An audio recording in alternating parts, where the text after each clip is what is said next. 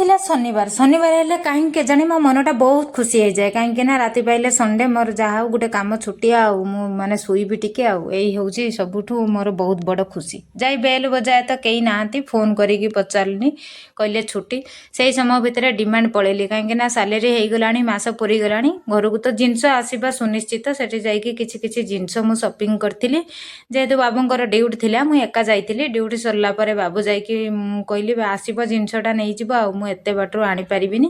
ତ ଡିମାଣ୍ଡରେ କିଛି କିଛି ସପିଂ କରିଥିଲି, କରି ଘରେ ପହଞ୍ଚି ଯାଇଥିଲି। ତ ବାସ୍ ଏଇ ସବୁ ଜିନିଷ ଆଣିଥିଲି, ଦେଖଉଛି ଟିସୁ, ଏସବୁ ହନି, ଇଏ ସବୁ କିଛି କିଛି ଅଳ୍ପ ଜିନିଷ, ଧୂପ ଠାକୁରଙ୍କ ପାଇଁ, ଯାହା ବି ହଉ ମୋତେ କିଛିଟା ଆଣିବାର ଥିଲା। ତ ହନିଟା ତ ବିନା ମୋର କୋଇଲାରଙ୍କ ଜୀବନ ଅଧୁରା। ତ ଯାହା ବି ହଉ, ଏଇଟା ଗୋଟେ ଲୋଟସର କ୍ରିମ୍, ଏଇଟା ପାନ ମଧୁରୀ, ଆଉ ମାଉଥ୍ ଫ୍ରେଶଟା ଭଲ ଲାଗେ।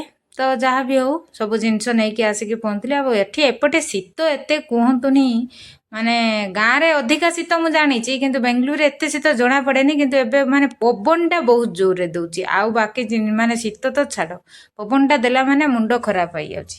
ଆସିକି